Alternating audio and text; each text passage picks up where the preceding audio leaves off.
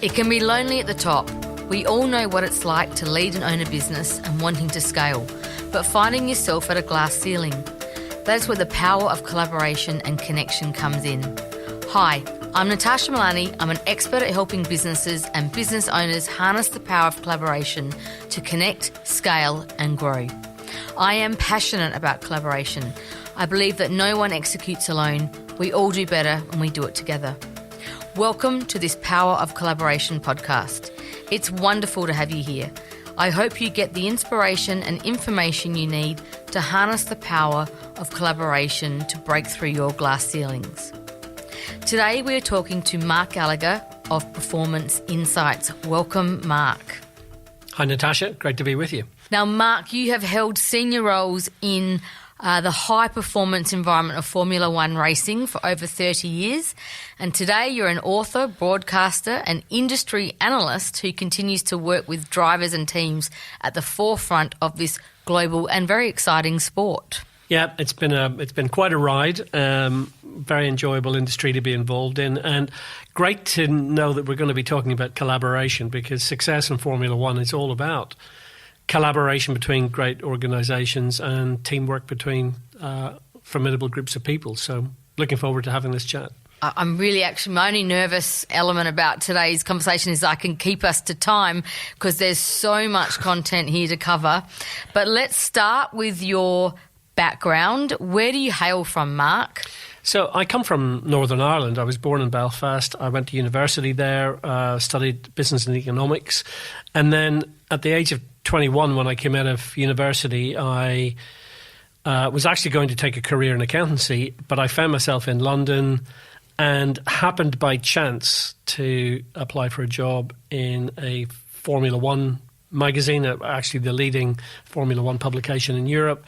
And amazingly, I got that job, and I really thought I would do it like as a gap year job for a bit of fun.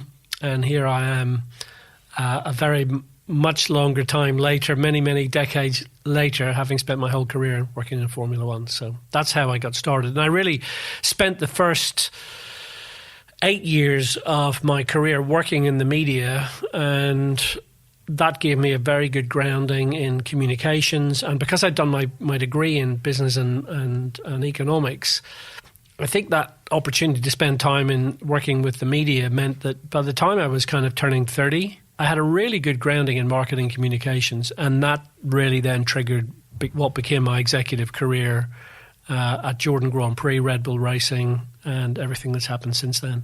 For those that are really Formula One enthusiasts, can you just reiterate for us, so the Jordan Grand Prix team, just reiterate for us your Formula One career history. Yes, so for those of you who are F1 fans, you will know Jordan Grand Prix. It's now the Aston Martin Formula One team today. Well, we started that company back in 1990, so it was a startup. I think there were 33 of us on the payroll right at the beginning. I was responsible for, as I said, marketing and communications, and we had our first year in Formula One in 1991. And actually it was at the 1991 Adelaide Grand Prix, which has gone down in the record books as the shortest ever Formula One race due to torrential rain.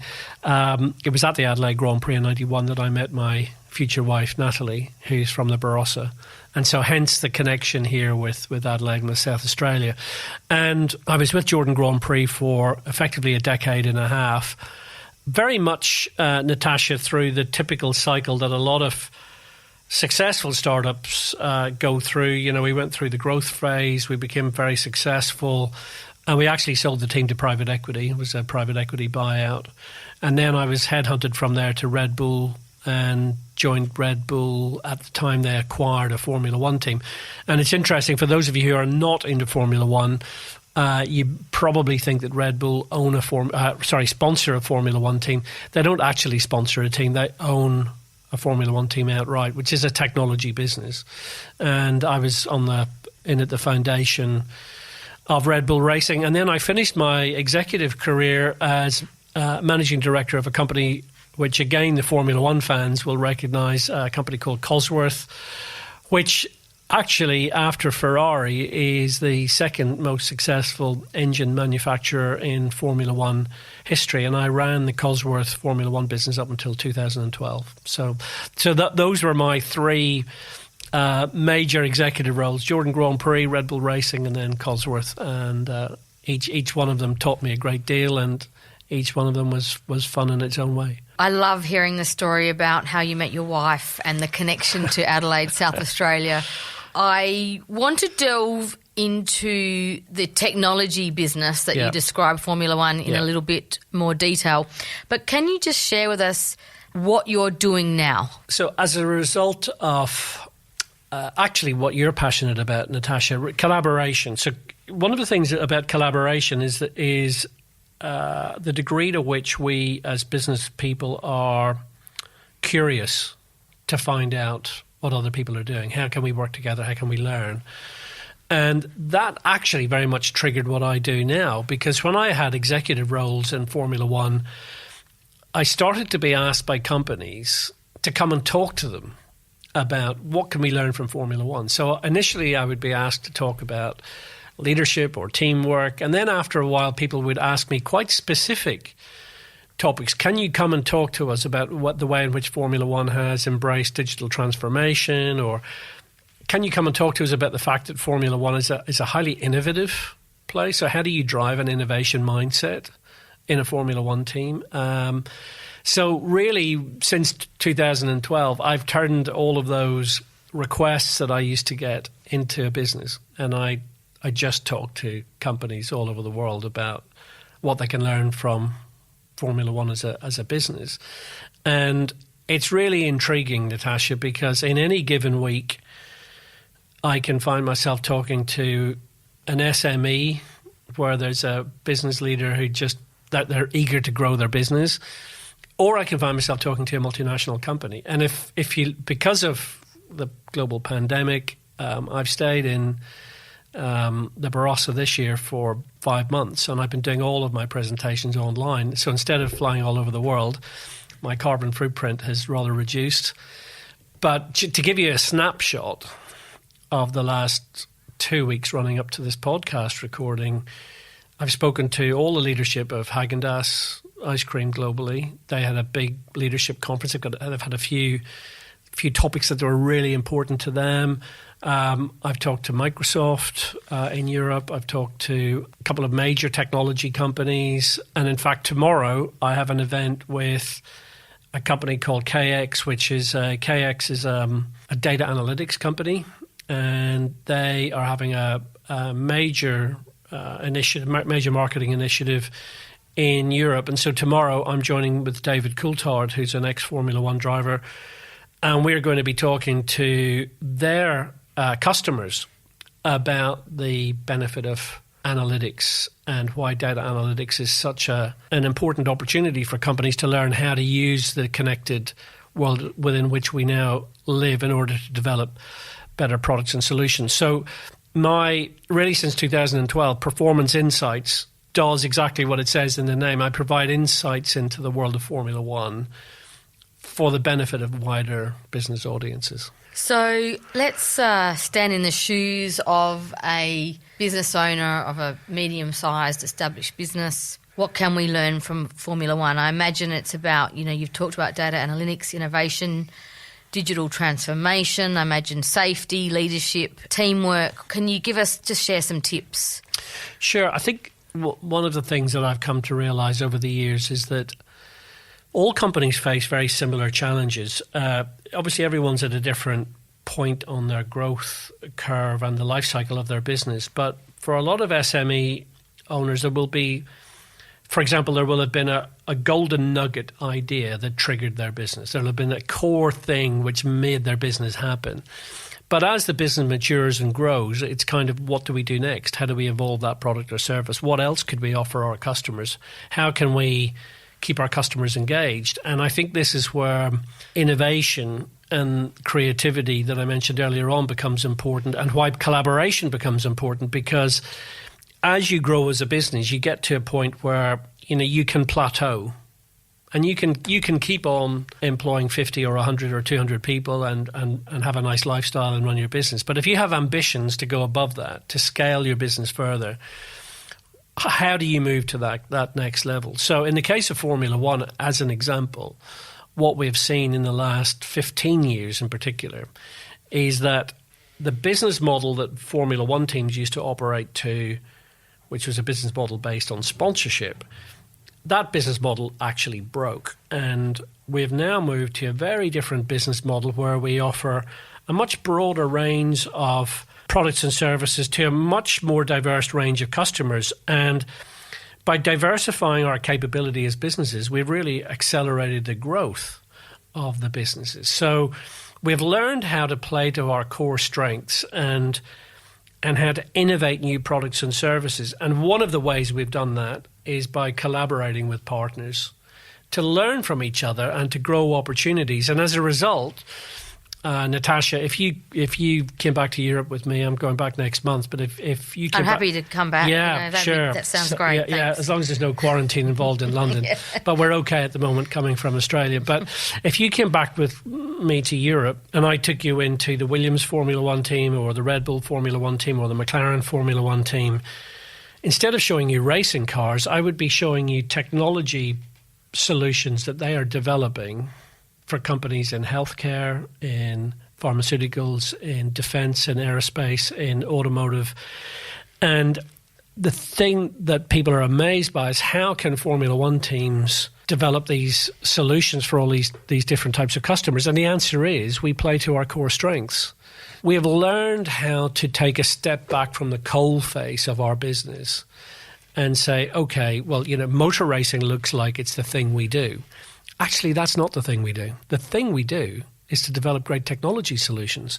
It so happens that one of the technology solutions we develop is a Formula One car, but another technology solution could be, as has happened in the last year, ventilators for the healthcare sector. And I think when the ventilator story came out last year, a lot of the media around the world were slightly confused and intrigued as to how is it possible for a Formula One team to develop a healthcare product like a ventilator for use during the global pandemic. Well, the answer is that's what we do. We develop technology solutions. And, bring us your problem and we will bring you a solution. We'll rapidly prototype a solution because that's what we do in Formula One. So why can't we do it in other sectors? And therefore, at the moment, Natasha, when you look at what's going to happen over the next 10 years with the decarbonisation of the world's economy, Formula One teams are sitting on a goldmine because we're looking at companies saying, well, so what do you currently use fossil fuels for? Because we can perhaps help you to develop energy efficiency solutions or to move away from using fossil fuels. So we look at all of these challenges as an opportunity because actually, thanks to collaboration, when you go out there into the big wide world, you usually find that someone has already found a solution somewhere. It's just a question of integrating all of those ideas to come up with new added value products and services that you can bring to market. So in many respects, I'm passionate about Formula One today. Quite frankly, not because of the car racing. I'm passionate about it because of what the businesses are doing Monday to Friday, 52 weeks of the year, innovating great products. So let's delve into collaboration. This podcast is entitled The Power of Collaboration. You said, bring us your problem. Can you just delve into some more case studies around where you've seen collaboration in different industries through Formula One? A good example is in Formula One today, we have reduced our use of gasoline by about 50% over the last 10 years. And yet we have the same performance. So if you take something like the amount of energy that your company currently utilizes, and we can show you a way to reduce your energy consumption by 50% and yet have the same output, there's an amazing outcome. People are immediately interested. It's going to save me money. It's going to reduce my carbon footprint. It's going to help my decarbonisation, etc. Now, if you talk to Honda, so Honda is a company that I have had a good fortune to work with during my career. So when Honda were faced with reducing fuel consumption in their Formula One team by Formula One engine by up to 50%. They actually collaborated internally with another division. And the division they collaborated with was the bit of Honda that designs and develops jet airplanes. Not many people know that Honda is a jet aircraft manufacturer, but they make turbines for jet aircraft.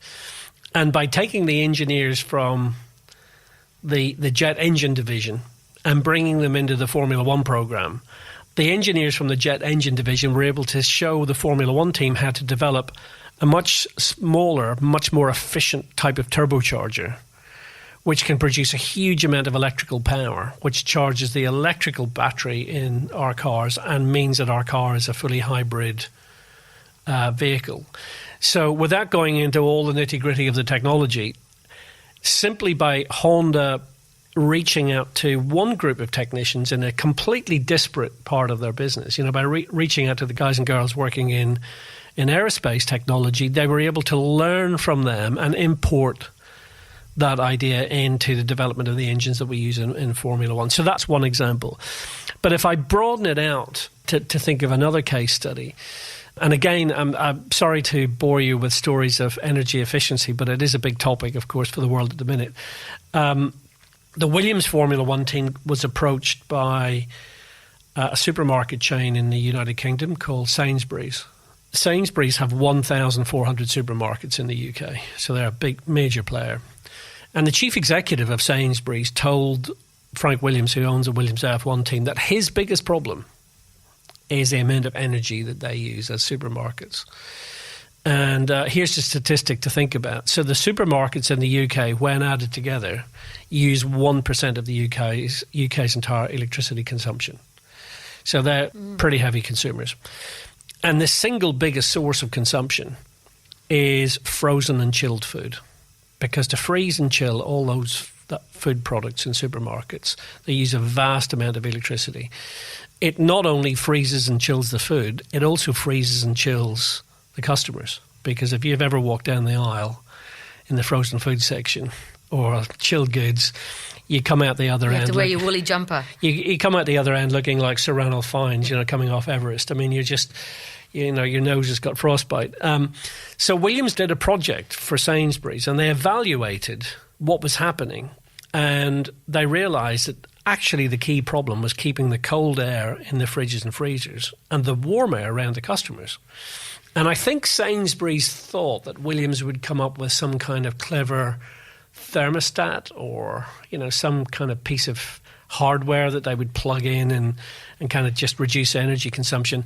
What actually happened, Natasha, was that the Williams aerodynamicists, so these are the guys and girls who design the wings for Formula One cars, the aerodynamicists went to work on airflow, and they figured out how to keep the cold airflow in the fridges and freezers and the warm airflow around the customers. And they developed a very simple aerodynamic device which can be retrofitted to fridges and freezers. And that device has reduced Sainsbury's energy consumption by 20%. Wow. Now, here's the punchline, because I know that next to collaboration, scalability of businesses is really important to you, Natasha. Mm-hmm. So when Williams developed that product for Sainsbury's, Williams owned the IP. And they were then able to take that IP and offer it to all the other supermarket chains worldwide. And they have now had orders for 45,000 of these retrofitted devices. And Walmart and other major chains like Aldi and Lidl have acquired that technology. Now, there's an example of collaboration. So you have a supermarket brings a Formula One team a problem.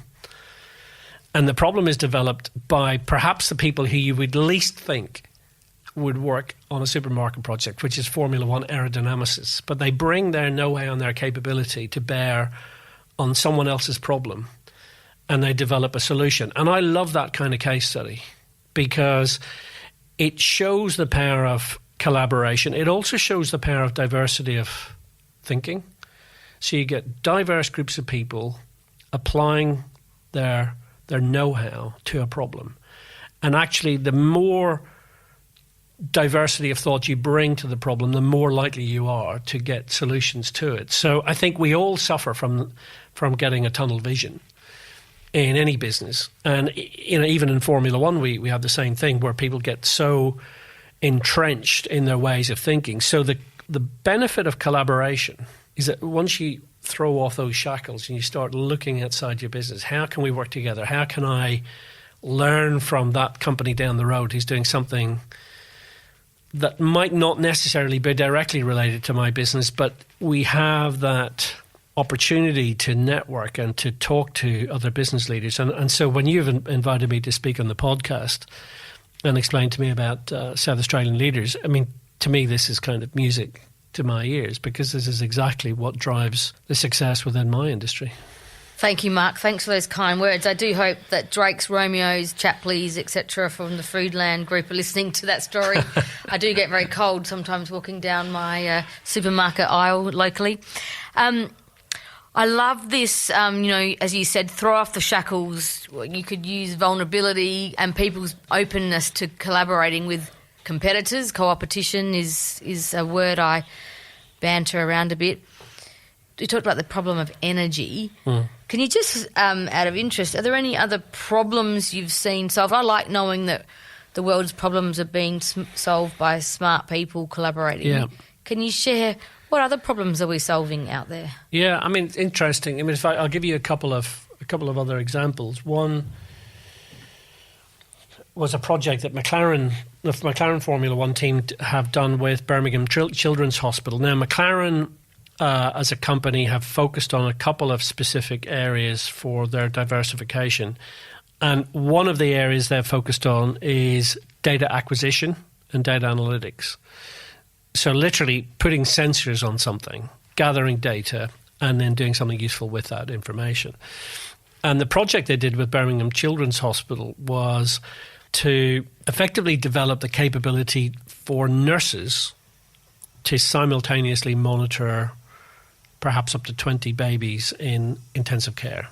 So old style, the nurse has to visit each baby, and every 10 or 15 minutes has to visit each child in its intensive care bed and make a note of all the figures and decide where you are with medication and all of the other fine points of pediatric intensive care medication. What McLaren did was to show that they could simultaneously monitor all of these children and to build a system, a telemetry system, that means that you could sit at a workstation and you could actually monitor how all these children are being cared for real time. And it means that if any one child started to go outside normal operating parameters, you get a warning. You can do something about it. So that was a very simple example of how you take the telemetry and the data-driven environment of Formula One and you create a connected environment within a childcare facility. Now, I think we all are aware, if anyone's got a Fitbit or an Apple Watch, we all know that healthcare monitoring is a very fast-growing area of business.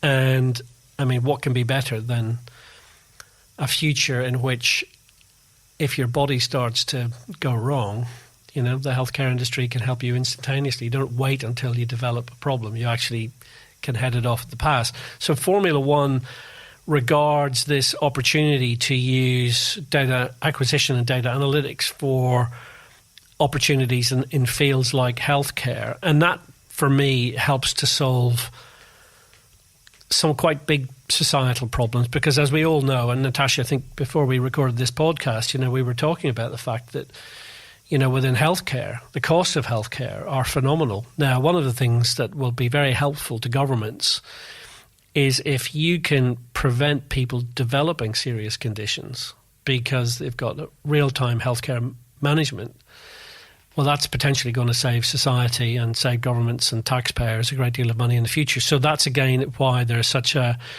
major rush towards that. And so if I look back over the last 3 or 4 years, whenever I've been asked to talk to companies like GE about how we use analytics in Formula One, it's actually GE's healthcare division that wants to know about that, because that's where a company like GE sees an opportunity. They want to move into analytics and connectivity for healthcare monitoring. The former Prime Minister of the UK, Theresa May, she's diabetic, and she had a small diabetic patch, which is one of these smart patches.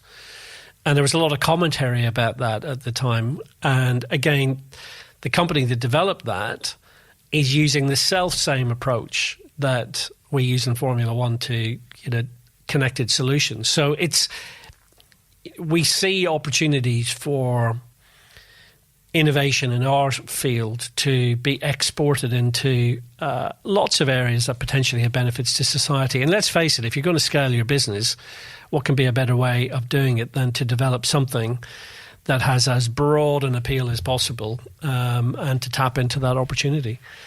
So just linking back to South Australia now, so a big thanks to Natalie for being...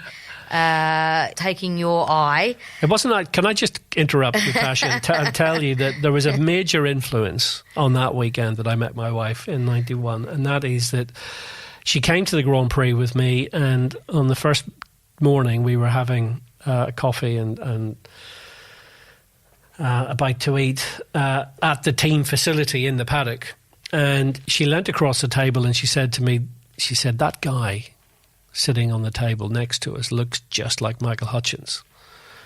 And I said, "That's because it is Michael Hutchins. Actually, the whole of NXS are our guests for the weekend."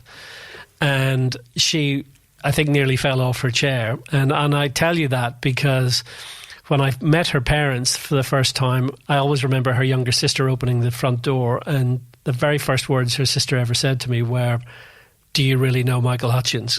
So that obviously had a big effect on the whole family. So I have the late Michael Hutchins to say thank you to for impressing. I think he probably impressed my wife a lot more than I did at the time. But anyway, she ended up marrying me. So what a great story. Well, I mean, who doesn't love InXS? My claim to fame is I sat with the Ferris brothers at a Port Power football match when they sang "Never Tear Us Apart" on the Oval, and that's still my favourite Facebook post. And my favourite moment. That was your moment of rock star glory. InXS, a legend. So, but she married you, not Michael. Yeah. And as I said in my podcast last month with Louise Rowe, I love uncovering secrets in Adelaide, and I think you're a great gem of a secret that we've got here, and I can't wait for more people to know that you're based here in Adelaide and that you've got this wealth of knowledge and connections to bring to business here. So what is the opportunity that you see for South Australians? Well, the first thing that really resonates for me, spending a bit of time here in South Australia, is that I come from a corner of the UK which has a very similar population. So Northern Ireland has a population of almost identical to South Australia, and Northern Ireland punches way above its weight. And it punches way above its weight because we have this very close business network. And there is a saying back home in Northern Ireland that if you can make it in Northern Ireland, you can make it anywhere, because it's a small, highly competitive market. We say that here about Adelaide. Yeah, actually. well, there you go. Yeah, so same. It's a small, highly competitive market. If you can make $1 million in Northern Ireland, you'll make $1 billion, around the world. And it is a very closed network, and very much like South Australia, one of the things that I've noticed, and this will come as no surprise to any of you, is that everyone knows everyone here. I mean, it's a small business community. We're all supposed to be, 2 or 3 steps removed. I think everyone here is probably 1 step removed, and probably thanks to you, Natasha, even closer than that. So there's actually a huge opportunity in South Australia for people to innovate. And I was reading last night a quote from the late Colin Chapman. Colin founded the Lotus car company and had a very famous career, slightly infamous at the end of his career because he was also caught up in the DeLorean. He produced the chassis for the DeLorean car, which Back to the Future fans will remember very well. But Colin invented this word. He said, to innovate, you have to imaginate. Yeah, great word. And he was a real innovator. And it was all about using your imagination. Where could we go to next? What else could we do? And when I meet people in industries that, for example, have been quite traditional. So if you take the wine industry, I mean, naturally, because I live in the Barossa, I meet lots of people in the wine industry.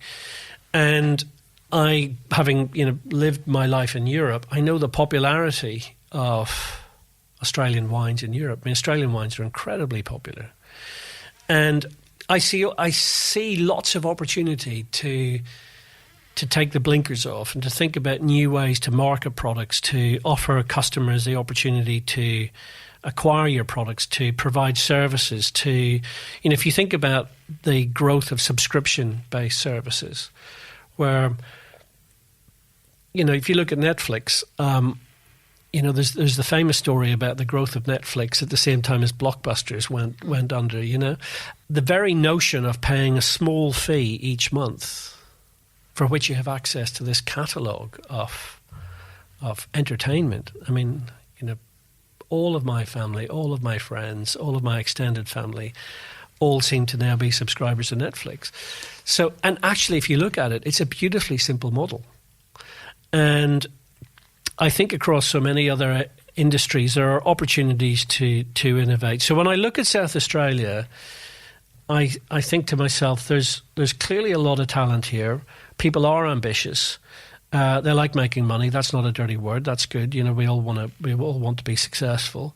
You've got a very highly educated population, fantastic working environment, literally a great environment here. And living environment. A great, absolutely, world-class living environment here. Who wouldn't want to come and work here? My son has, completely independently of me, my son has ended up coming to work in Adelaide for the space agency. And there's a good example of where you can create opportunity. So whoever decided that the space agency should be in Adelaide, and that's led to an influx of talent, and it's now leading to an influx of companies because so many companies want to be part of the space race. And I think, unless you've all been hiding in a bunker for the last year thanks to the pandemic, you can't but realise that the space race has taken off in a big way over the last couple of years, thanks to SpaceX, thanks to Blue Origin.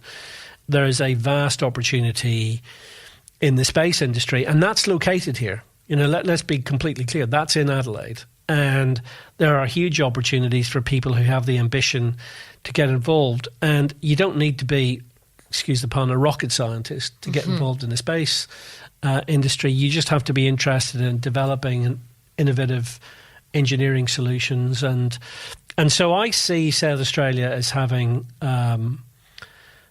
huge opportunities in front of it. And I think the kind of activity that you lead, Natasha, in terms of bringing people together and encouraging network and collaboration and innovation, we just need to supercharge that. We just need more of that. Yeah, supercharged, great word. Collaboration underpins, as you said, all this opportunity, whether it be in clean energy, space, defence, the wine sector, events and motorsport. We've got a great history here, and there's exciting opportunities in that space for Adelaide. So you're right, it really is the enabler, the activator, and that's why I'm so passionate about collaboration and connection and trust and relationships amongst people to create great businesses and outcomes. Mark, there's so much here we could talk for hours. I might just get you to end this conversation with one little practical tip you'd like to share with the audience. Wow, a practical tip. I think my most practical tip, given my experiences in Formula One and how they translate into wider business, is absolutely the importance of pushing yourself back from the cold face of the business, the day-to-day, humdrum, mundane reality, and trying to look at the big picture of your business, your industry, and also what's happening outside. And this is a point that I make after actually quite a lot of presentations that I give Natasha. If I look at how the business of Formula One has developed over the last 20 years, we have had an existential crisis every 4 years. So every 4 years, something has happened which has left us sitting thinking, are we going to be able to pay the bills next year? Wow. You know, the ban on tobacco sponsorship. I mean, anyone who ever went to the Adelaide Grand Prix when it was here in the 1980s, 1990s, all the cars were sponsored by tobacco companies. Yes. It got banned. And I remember sitting in my office thinking, how are we going to survive this? The banking crisis, financial crisis of 2008, I mean, all the banks who sponsored Formula One ran out the door faster than you could say subprime mortgage. I mean, they were all gone. So we've been through a number of existential challenges. Environmental sustainability is another one. Lots of companies started to tell us that they would not do business with Formula One teams because we burn fossil fuels, we travel all over the world, and we basically burn the planet live on television every 2 weeks.